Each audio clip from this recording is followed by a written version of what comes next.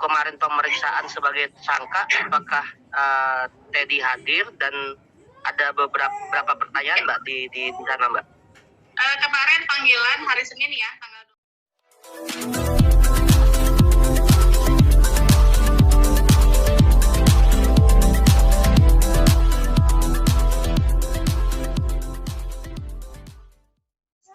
Teddy ini sudah dengan laporan Rizky Febian ini sudah naik jadi tersangka hari ini. Itu per kapan dan seperti apa sih?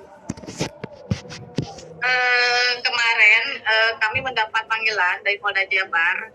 Memang statusnya itu sebentar, saya kan ini lagi datanya nih, lagi saya cari dulu. Jadi intinya, bentar Mbak, di sini ada ya. Sambil saya buka file ya Mbak ya. Jadi kemarin itu hari Senin, saya mendampingi Pak Teddy di Polda Jabar untuk BAI, BAP sebagai tersangka itu. Hari Senin, tanggal 22 Agustus.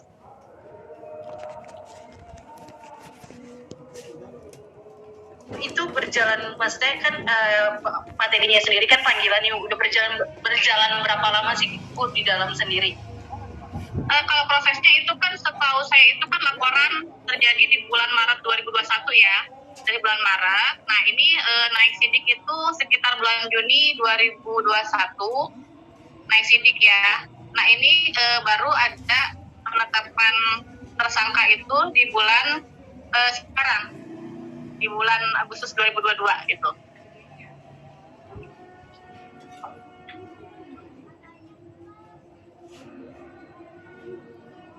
Nanti saya sambil ini juga ya Mbak ya, sambil ini berkas ya. Soalnya ini saya ini lagi print surat panggilannya. Jadi di panggilan itu, jadi dulu kan ketika LP itu kan terkait 2 objek ya, terkait uang 5 miliar dan mobil Kijang Innova.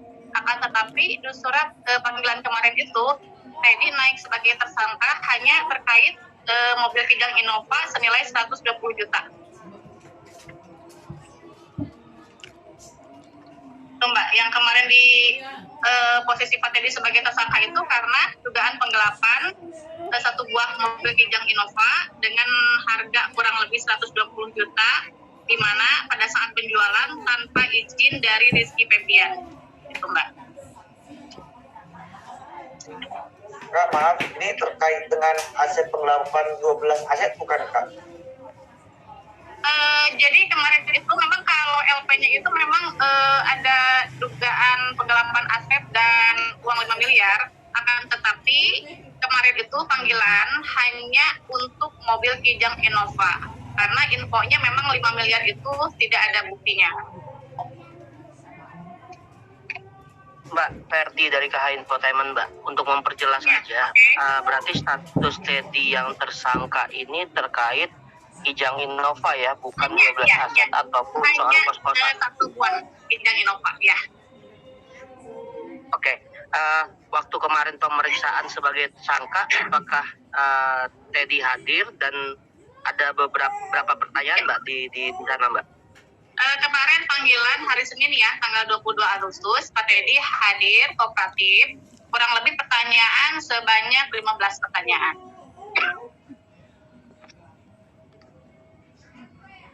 Oke, lalu terkait laporan Rizky Febian yang soal kos-kosan itu bagaimana ya Mbak? Kalau kos-kosan info ya dari penyidik kemarin, kalau kos-kosan sampai saat ini belum ada buktinya, tidak terbukti kos-kosan. Jadi kemarin itu nanti saya tunjukin ya surat panggilannya ya. Jadi di panggilan itu LP yang sama di yang tahun kemarin, LP dengan kos-kosan dengan yang penggelapan 5 miliar, akan tetapi untuk LP yang kemarin itu yang hanya mampu naik itu hanya Kijang Innova.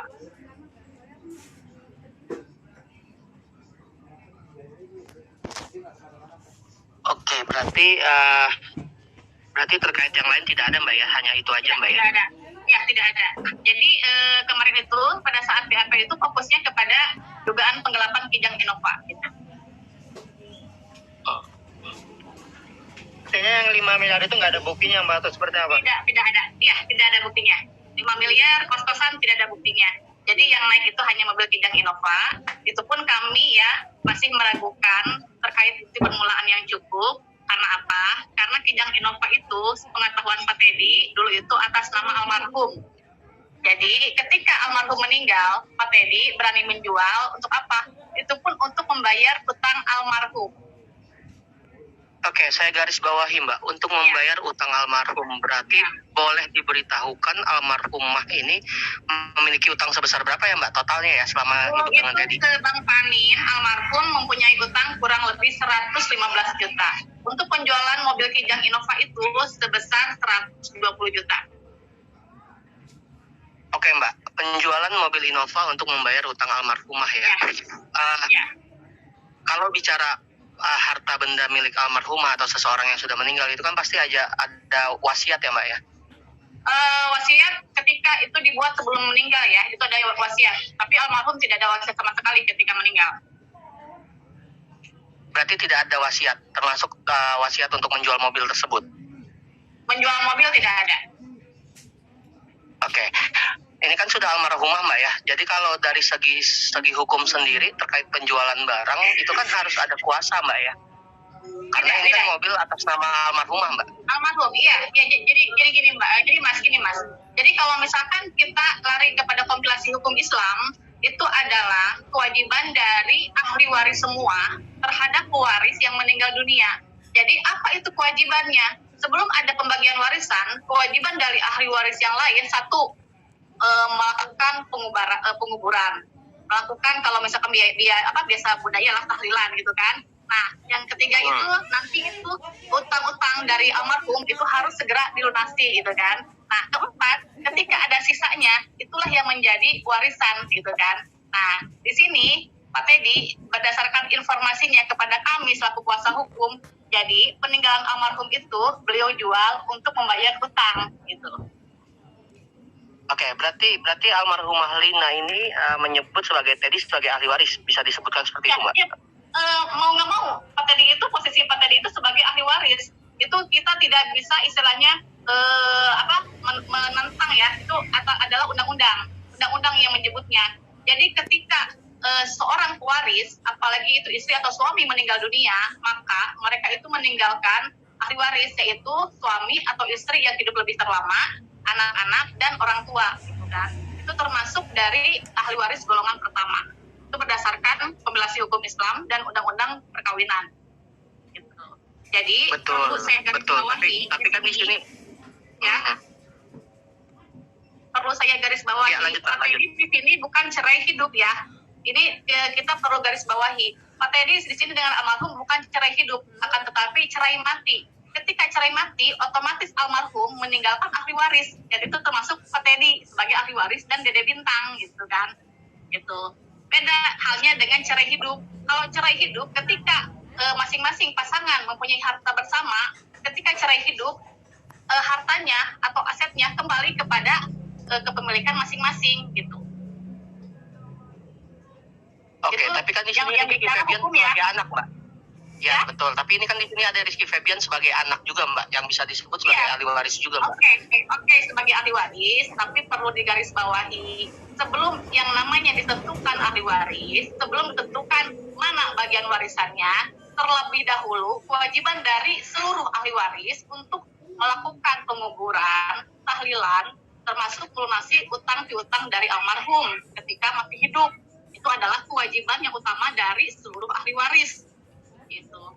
Jangan fokus kepada piutangnya, jangan fokus kepada warisannya, akan tetapi utangnya tidak dipenuhi gitu kan. Ya betul, saya tidak fokus kepada utang.